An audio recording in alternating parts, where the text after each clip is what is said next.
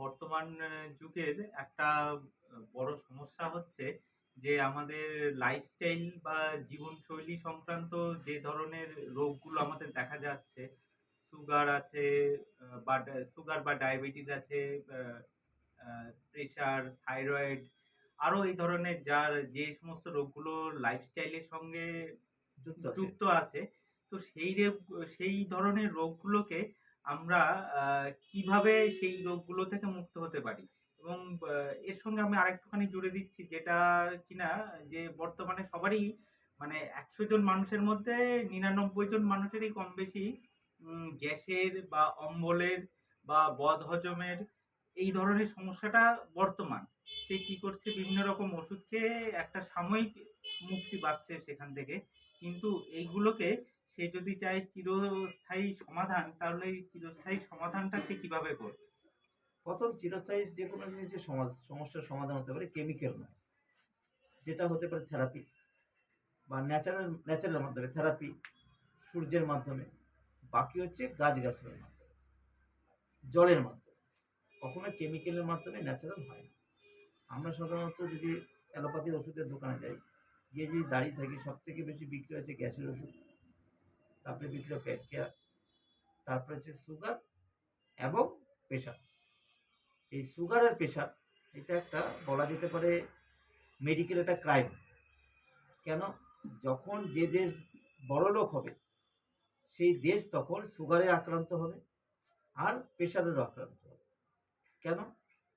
তার কারণ হচ্ছে আমরা যখন নাকি আমার কাছে পয়সা এসে যায় তখন আমি হাঁটাচলা করা, আমাদের লাইফস্টাইল যেটা আছে সেটা আমরা চেঞ্জ করে ফেলি। আর এই রোগগুলো টোটালি লাইফস্টাইলের রোগ। কীরকম? আমি যদি কম জল খাই তাহলে আমার প্রেশার হাই হবে। কেন? রক্ত গাঢ় হয়ে যাচ্ছে, প্রেশার দিতে হচ্ছে, হার্টকে কাজ করতে হচ্ছে। দ্বিতীয় হচ্ছে সুগার। সুগার প্রত্যেকেরই আছে। সুগার যদি না থাকে আমরা সাথে সাথে কী হয়ে যাব? আমার ওখানেই আমি কোমায় চলে যাব। আমার বডির এনার্জি লস হয়ে যাবে, সময় চলে যাবে। তাহলে সুগার সবারই আছে। কিন্তু যদি আমি বেশি নিয়ে নিই তাহলে সমস্যা। এবার এটা থেকে মুক্তি পেতে গেলে কী করতে হবে? খাদ্য খাওয়া চেঞ্জ করতে হবে। কীরকম? চিনি জাতীয় জিনিসকে বর্জন করতে হবে। আর মাটির নিচে যেসব আলু আছে সেইগুলোকে বর্জন করা, বা সেটা যদি খাওয়া হয় খোসা শুদ্ধ খেতে হবে, ফাইবার বেশি আছে এমন খাবার খেতে হবে। পায়খানা যদি কনস্টিপেশন যদি না হয় তাহলে কিন্তু তার সুগার হবে না। তৃতীয় হচ্ছে কি, এখন আমরা মাটির সংস্পর্শে যাই না কেউ, সেই জন্য মাটির সংস্পর্শে যাওয়া। আর যেটা হচ্ছে সকালবেলা ঘুম থেকে উঠে হাঁটা নয়, আমরা সকালবেলা ঘুম থেকে উঠে হাঁটছি, এতে কি হচ্ছে? এতে হাঁটু হয়ে যায়। সূর্য ডুবে গেলে হাঁটতে হবে। আর সকালবেলা যে কোনো ধরনের ব্যায়াম করা, যেমন আমরা এটা করতে পারি। দেখবো চৈতন্য মহাপ্রভু যে হাত তুলে যে নাচে, যে আমরা যেটা দেখেছি, এটা কিন্তু একটা সাইন্টিফিক ব্যায়াম। কেন? এতে আমার শরীরের সমস্ত অর্গান অ্যাক্টিভ হয়, মানে লাফিয়ে করার ফলে। সেটা যদি কেউ করে তার জীবনে কোনোদিন এই জীবনে কোনোদিন হবে না। আ এবং এর সঙ্গে আমি আরেকটা জিনিস জানতে চাইছি যে, একজন প্রাপ্তবয়স্ক পুরুষ এবং একজন প্রাপ্তবয়স্ক নারী, এরা আমি যদি বর্তমান সমাজ বা দেশ বা পৃথিবীর সমস্ত কিছু ধরেই নিই, একজন প্রাপ্তবয়স্ক পুরুষ সে হয়তো আগামী ৭০ বা ৭৫ বছর পর্যন্ত সে জীবিত থাকবে। তো এখানে সেই প্রাপ্তবয়স্ক পুরুষ এবং প্রাপ্তবয়স্ক নারী তারা কি ধরনের আ লাইফস্টাইল বা জীবনশৈলী যদি এখন থেকেই তারা মেনে চলে, তাহলে সে সুস্থ এবং নীরোগ অবস্থায় পরিপূর্ণভাবে সে বাকি জীবনটা কাটাতে পারে। তো তার জন্য আপনার কি সাজেশন? প্রথম যেটা হচ্ছে, আমাদের যে গ্যাস অম্বল হওয়ার পেছনে কারণ হচ্ছে সেটা হচ্ছে কি অ্যালুমিনিয়াম আর সিলভার। কারণ অ্যালুমিনিয়াম সিলভার যে উৎপত্তি তৈরি করেছিল ভারতবর্ষ কোনোদিন করতো না, ইংরেজরা আসার পর। সেটা কোথায় ব্যবহার হয়েছে? সেটা ব্যবহার হচ্ছে জেলে, মানে আমাদের যারা কয়েদি, মানে যারা আমাদের বিপ্লবী ছিল তাদের যাতে মানসিক বল ভেঙে যায়, সেই জন্য ছিল। তো আমি আমার নিজের জীবন দিয়ে দেখেছি, আমার মা যখন মারা গেছে, তো মারা যাওয়ার তার আগে আমার গ্যাস অম্বলের সমস্যা আমারও ছিল। কারণ সবসময় ঠিক মতো জল খেতাম না, স্বাভাবিক আমরা এই লাইনের করে হয়ে ওঠে না। হঠাৎ মাটির হাঁড়িতে মালসা খেতে হয়, সেটা আমরা সবাই মা বাবা মারা গেলে খাই। যখন ওটাতে রান্না হলো, ঘি আলু টালু দিয়ে খেলাম, দেখলাম প্রথম দিন গ্যাস হলো না, দ্বিতীয় দিনে দেখলাম গ্যাস হলো না। তার ফলে আমি বুঝতে পারলাম যেটা হচ্ছে কি, যে অ্যালুমিনিয়াম হচ্ছে ক্ষতিকর। তখন আমি নিজেতে ব্যবহার করে দেখলাম। দ্বিতীয় যেটা, যে তাদের সম্ভব হবে না, তারা পেতলের হাঁড়ি করে নিতে পারে, নোয়ার নিতে পারে, এইটুকু করতে পারি। দেখা গেল সেটাও সম্ভব নয়, তাহলে আমরা খাওয়ার আগে সামান্য একটু আদা একটু নুনের সাথে মিশিয়ে খেয়ে নিলাম। তারপরে খাওয়ার পরে একটু জোয়ান জিরে খেলাম চাবি, তাতে গ্যাস অম্বলের সমস্যা ঠিক হবে। দ্বিতীয় যেটা করতে হবে সেটা হচ্ছে কি, আজকে 90% ঘাড়ের ব্যথা কমাতে হবে। কেন? ক্যালসিয়াম অভাব। আমরা সর্ষের তেল মাথা ভুলে গেছি। হাতের মধ্যে মায়েরা একটু সর্ষের তেল লাগিয়ে দিল, নিয়ে মিনিমাম 10 মিনিট সর্ষের তেল লাগালো, রৌদ্রটা লাগালো। তারপরে শোবার সময় দুধ খেতে হবে। ক্যালসিয়াম জাতীয় দুটো দিয়ে পাওয়া যায়, দুধে পাওয়া যায়, কাঠবাদামে পাওয়া যায়, আর চুনে পাওয়া যায়।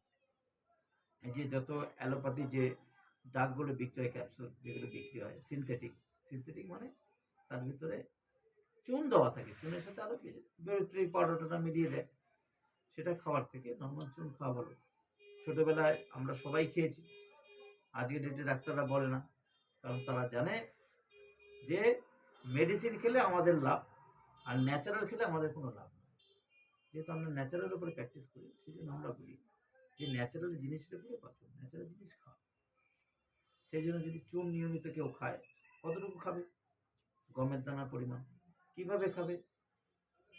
দুধ বাদে যে কোনো জিনিসের সাথে যে কোনো সময় খেতে পারে, তাহলে ক্যালসিয়ামের ঘাটতি হবে না। যদি অ্যালুমিনিয়ামের হাঁড়ি ত্যাগ করে, প্রেসার কুকার ত্যাগ করে দিয়ে যদি বাকি মাটির সম্ভব না হলে পেতলের হাঁড়ি করে কিনল, পেতলের হাঁড়ি লোহার করে কিনল, সেটাতে গেলে গ্যাস অম্বল হবে না, তাহলে আমার 90% শরীর কিন্তু এমনি সুস্থ থাকবে। তো এইভাবে কি একজন প্রাপ্তবয়স্ক পুরুষ বা একজন প্রাপ্তবয়স্ক নারী সে তার শেষ জীবন পর্যন্ত পুরোপুরি সুস্থ থাকতে পারবে? একদম।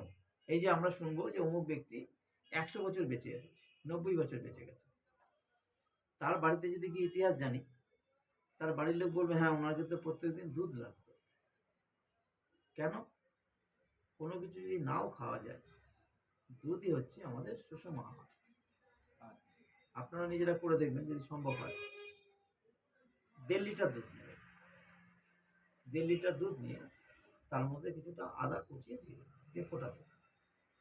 ফুটিয়ে গুড় নয়, মানে একসাথে মিক্স নয়, গুড় আগে খাবেন, খেয়ে দুধ খাবেন, এভাবে ফুটে খেয়ে নেবেন। পরে 1 ঘন্টা পর জল খাবেন। আপনি দেখবেন সারা দিনটা এনার্জি ফুল, কোনো এনার্জি ডাউন হবে না। তার মানে দুধের মধ্যে সমস্ত আহার আছে। এই জন্যই গরুকে মা বলা হয়, কারণ মায়ের দুধের যা গুণ সেম গুণ গরুর মধ্যে আছে। দ্বিতীয় হচ্ছে, মায়েদের যেমন আমাদের যেমন 9 মাস 9 দিনে বাচ্চা হয়, ঠিক গরুরও কিন্তু সেম। এটাই কিন্তু একটা রহস্য, এই জন্যই গরুকে মা বলে। অন্য কোনো প্রাণীর মধ্যে সেই জিনিসটা হয় না।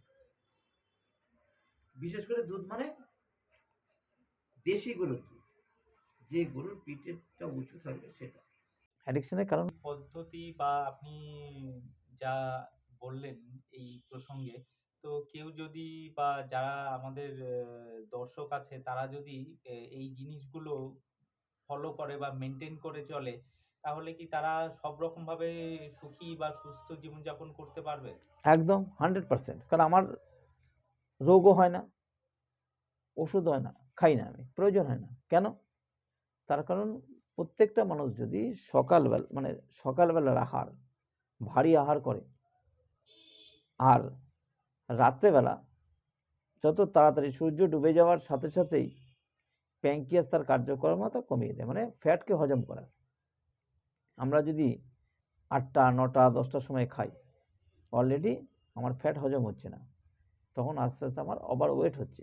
দ্বিতীয় যেটা হচ্ছে, তার ফলে আমার শরীর আস্তে আস্তে আস্তে আস্তে কি হচ্ছে, সেল ড্যামেজের দিকে যাচ্ছে। এই তাহলে জন্য তো অনেকেই আছে যারা অনেক রাতে বাইরে ঘুমান বাইরে কাজ বা করে। বাইরে কাজ করেন, বাইরে এমনও হচ্ছে যে তার বাড়ি ফিরতে ফিরতেই অনেক রাত হচ্ছে। তো সেই সমস্ত ব্যক্তি, সেখানে পুরুষ হতে পারে, নারীও হতে পারে, কোনো যারা অসুবিধা নেই। বিভিন্ন কর্পোরেটে চাকরি করছে, তাদের অনেকেই ডিউটি আওয়ার্স অনেক বেশি হয়। তো সেই ক্ষেত্রে তারা কি পদ্ধতি অবলম্বন করলে তাদের এই সমস্যাগুলো থেকে তারা মুক্তি পেতে পারে? সেজন্য আমি সবাইকে বলি, যখন আপনারা বাড়ি থেকে বেরোচ্ছেন, আপনার ব্যাগের ভেতরে কিছু থাকুক না থাকুক 1 থেকে 2 মুঠ কি 4 মুঠের মতো আপনি ছোলা রেখে দিন, ভাজা ছোলা। আপনি 1 মুঠ ভাজা ছোলা যদি আপনি খান, ভাজা ছোলা বলতে তেলে ভাজা ছোলা না, না, না, না না, নরমাল বালিতে ভাজা। বালিতে ভাজা ছোলা? আচ্ছা। ভাজা রেখে দেওয়া। অনেক সময় অনেকে কাঁচাও খেতে পারে, কিন্তু কাঁচা যেটা সমস্যা সেটা হচ্ছে কি ডাইজেস্ট করা, ওকে খুব শক্তিশালী প্রয়োজন, আরো প্রয়োজন বেশি হয়, সেজন্য অনেকে করতে পারে না, আবার টেস্ট ভালো থাকে না। কিন্তু ছোলা যেটা ভাজা ছোলা যেটা থাকে সেটাতে কিন্তু অত বেশি তেল থাকে না, একটু বালির নুন দেওয়া থাকে, একটু টেস্টিও লাগে। 1 মুঠ ছোলা খাওয়ার পর 1 ঘন্টা পর যদি জল খায়, তাহলে তার 3 ঘন্টা কোনো কিছু খেতে হবে না, বডিতে এনার্জি লেভেলে ডাউন হলো না, বাস বাড়িতে এসে 1 গ্লাস দুধ খেলো। কারো যদি কফি খাওয়ার ইচ্ছে থাকে, একটু কফি খেলো, খেয়ে শুয়ে পড়লো, সকালবেলা ওঠার সাথে সাথে কিন্তু তার খিদে পেয়ে যাবে, তখন সেই আহারটা কিন্তু তাকে, এই জন্যই কথাই তো আছে, মানুষ কখনো না খেয়ে মরে না, মরে খেয়ে। এই জন্যই প্রত্যেকটা মানুষকে খাওয়ার দিকটা কন্ট্রোল করতে হবে। আর দ্বিতীয় যেটা বিষয় সেটা হচ্ছে কি, এই যে অ্যানিমেল প্রোটিন আমরা যেটা বেশি খাই, মাছ মাংস যেটা খাই, এটাতেও কিন্তু অ্যাসিড তৈরি করে। এই জন্যই আমাদের শাস্ত্রে মাছ মাংস খাওয়ার বারণ আছে, কিন্তু অ্যাসিড হয় বলে রোগ হবে, কিন্তু এটা ধর্মের সাথে নিয়ে এসে এমনভাবে রেখেছে যে যাতে এটা সম্পর্কে মোটামুটি আমাদের একটা আইডিয়া আসলো। এইবার আরেকটা জিনিস, যেটা অনেকেই আছেন যে বর্তমানে সোশ্যাল মিডিয়ার যুগ, যেখানে ফেসবুক, প্রচুর সোশ্যাল মিডিয়া আছে। তো অনেকেই আছে যে সোশ্যাল মিডিয়াতে তারা বর্তমানে একটা আসক্তি হয়েছে, এবং সেটা রাতে যখন সে কাজ থেকে ফিরছে, সারাদিন পরে সে একটু বিশ্রামের সময়, তখন সে সেই সোশ্যাল মিডিয়াতে এতটাই আসক্ত যে হয়ে পড়ছে সেই সময়, যে তার রাতে ঘুমোতে ঘুমোতে সেটা অনেক রাত, এমনও দেখা গেছে যে রাত 2টো 3টে পর্যন্ত, আমারই পরিচিত কয়েকজন আছে, 2টো 3টে পর্যন্ত সে ওই সোশ্যাল মিডিয়াতেই বসে আছে। তো তার ফলে তার শরীরের প্রয়োজনীয় ঘুমটা হচ্ছে না। তো এই জিনিসটাকে সে যদি ঘুমের ব্যাপারটাকে ঠিক করতে চায়, তো এখানে কি করা যেতে পারে? প্রথম যেটা হচ্ছে, ঘুমানোর 1 ঘন্টা আগে কখনো ইলেকট্রনিক্সের কোনো জিনিস দেখতে নেই। একমাত্র চলে কি, সেটা হচ্ছে সাউন্ড। সেই সাউন্ডেরও কিছু রিদম আছে, সেই সাউন্ড একমাত্র যদি, ওটা সাউন্ড ছাড়া, কারণ কি হচ্ছে যে চোখের ভিতরে আমি যেটা দেখবো সেটা ব্রেন তখন রিকল হতে থাকে, যে রিকল হলো ঘুমে ডিস্টার্ব হয়ে যাবে। এই জন্য প্রত্যেকটা মানুষকে ঘুমানোর 1 ঘন্টা আগে কোনো কিছুই দেখবে না। দ্বিতীয় যেটা করছে, যে সব থেকে ভালো যেটা সেটা হচ্ছে ঘি, শুদ্ধ গাওয়া ঘি জোগাড় করতে হবে। শোবার সময় যদি 1 ফোঁটা ইনাকে দিয়ে শোয়, ব্রেন ঠান্ডা হবে। 3 মাস যদি ব্যবহার করে, তার যত রকমের আসক্তি আছে সব আসক্তি থেকে সে কিন্তু মুক্তি পেয়ে যাবে। সেই জন্য চেষ্টা করতে হবে, সেটা হচ্ছে কি ওই আসক্তি থেকে দূরে থাকতে গেলে ঘুম দরকার। ঘুম মানে ঘি দিয়ে শুতে পারে, মেন্টাল ঠিক থাকবে, এটা করতে পারে মানুষ। আচ্ছা, ঠিক আছে। তো ডাক্তারবাবু, এবার আপনার চিকিৎসা পদ্ধতি আমাদের দর্শকদের যদি একটু দেখিয়ে দেন, হ্যাঁ, তাহলে খুবই ঠিক আছে। প্রথম হচ্ছে, এটা হচ্ছে ইলেকট্রো হোমিওপ্যাথি। দেখে নিন, এই মেডিসিনটা হচ্ছে নাম হচ্ছে S3, মানে হোমিওপ্যাথি যেরকম আমরা ভাবি হোমিওপ্যাথিটা হোমিওপ্যাথি নয়, দেখতে জলের মতোই। এটা তৈরি হয়েছে ডিস্টিল ওয়াটারের মধ্যে। হোমিওপ্যাথি তৈরি হয়েছে RS এর ভেতরে। এই ইলেকট্রো হোমিওপ্যাথিতে 38টা মেডিসিন আছে। 38টা মেডিসিনের মাধ্যমে যে কোনো রোগ ঠিক হয়।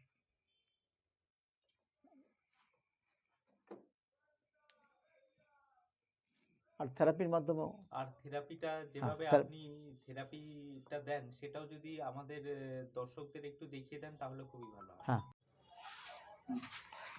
আমি এখন যে পেশেন্টটাকে দেখছি, এনাকে দেখতে পাচ্ছি, এর নাম হচ্ছে, নাম বলুন। এনার নাম হচ্ছে সুব্রত মণ্ডল, শিমুলিতে বাড়ি। এনার যে রোগ সেটার নাম হচ্ছে অ্যাঙ্কোলজিং স্পন্ডিলাইসিস। চলুন কিভাবে দিতে হয় দেখুন।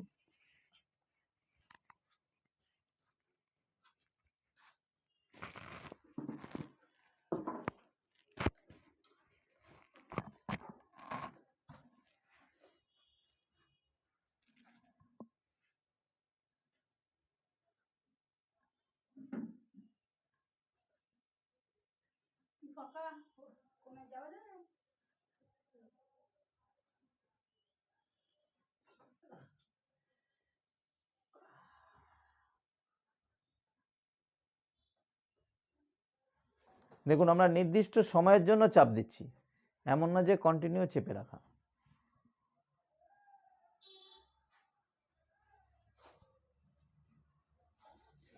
এবার দেখুন নির্দিষ্ট জায়গাতে দিচ্ছি, পুরো সব জায়গাতে নয় শরীরের।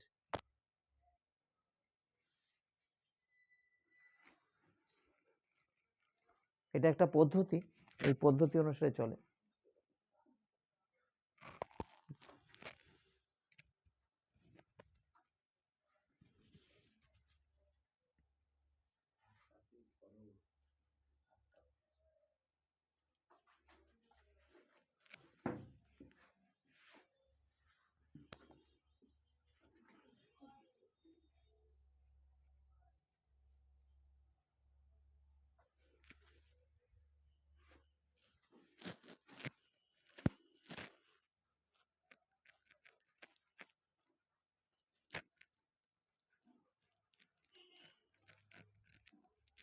হ্যাঁ, এই হচ্ছে পদ্ধতি।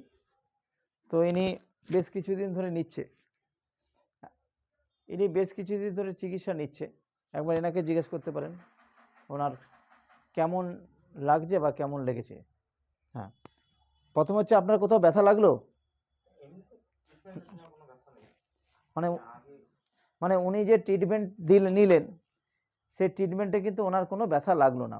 দূর থেকে কেউ যদি দেখে মনে হবে যেন আমার হাড়গোড় ভেঙে যাবে, তাই তো? আমার প্রথম মনে হয়েছিল যে একজন মানুষ যদি উপরে উঠে দাঁড়ায় তাহলে কতটা কষ্ট হতে পারে, কিন্তু চিকিৎসা নেওয়ার পরে বুঝতে পারলাম যে না, অতটা কষ্ট নেই। কিন্তু ট্রিটমেন্টটা নিয়ে অনেকটাই আমার উপকার হয়েছে। আমি আগে যেরকম ছিলাম তার থেকে অনেকটা সুস্থ। আমার যে এসে উনি যখন দূর থেকে দেখেছেন, দেখে ভাবলে একটা লোক দাঁড়াচ্ছে, দাঁড়িয়ে এই ধরনের ট্রিটমেন্ট দিচ্ছে, তাহলে তো হাড়গোড় ভেঙে যে ব্যথা হবে। উনি যখন নিজে নিয়ে বললেন যে আমার কোনো সমস্যা হয়নি, বরঞ্চ নেওয়ার ফলে এখন ওনার শরীর আগের তুলনায় পুরো বডি স্টিফ ছিল, সেই স্টিফটা ধীরে ধীরে হালকা হয়ে ছাড়ছে। চলুন আরেকজন পেশেন্টের সাথে আমরা করি। আমরা একটা ইয়ংকে ট্রিটমেন্ট দিলাম, একজন মহিলা, একজন বয়স্ক ব্যক্তিকে দিচ্ছি।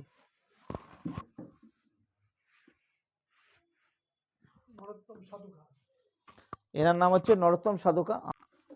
চলুন আমরা দেখে নিই ওনার সমস্যাটা, উনি নিজেই বলবেন। আমরা একবার জিজ্ঞেস করবেন যে আমি যে এই যে থেরাপিটা দাঁড়িয়ে দিচ্ছি এনার লাগছে কিনা। এবার দেখুন লাগছে আপনার?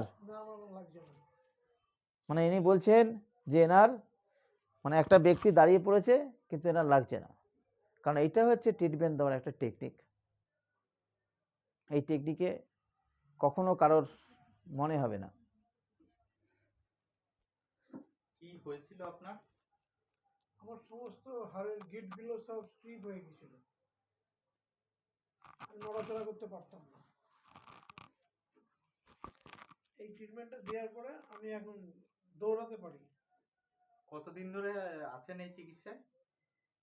আমি চিকিৎসাটা করেছিলাম এই 6 মাসের মধ্যে আমি অনেক সুস্থ হয়ে গেছিলাম। তখন ওনার সঙ্গে মানে ওনার কাছে প্রথমবার গেছিলেন, তখন ঠিক শরীরের যা অবস্থায় গেছিলেন আর এখন যা অবস্থায় আছেন, তো দুটোর মধ্যে কতটা পার্থক্য এখন বুঝতে পারছেন?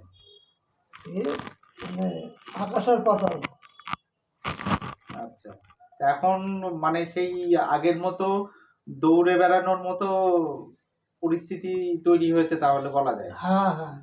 এবার এই যে চিকিৎসা যদি কেউ শিখতে চায় এবং সেখানে, তাহলে সে কিভাবে যোগাযোগ করতে পারে? প্রথম হচ্ছে আপনাদের চ্যানেলের মাধ্যমে যোগাযোগ করতে পারে, আচ্ছা, তাহলেই হবে। হ্যাঁ, ঠিক আছে। অসুবিধা নেই। আপনার আমাদের চ্যানেলে ডাক্তারবাবুর নাম এবং ফোন নাম্বার অবশ্যই ডেসক্রিপশন বক্সে দেওয়া থাকবে। সেখান থেকে ডাক্তারবাবুর সঙ্গে ফোন করে আপনারা অবশ্যই যোগাযোগ করে নিতে পারেন।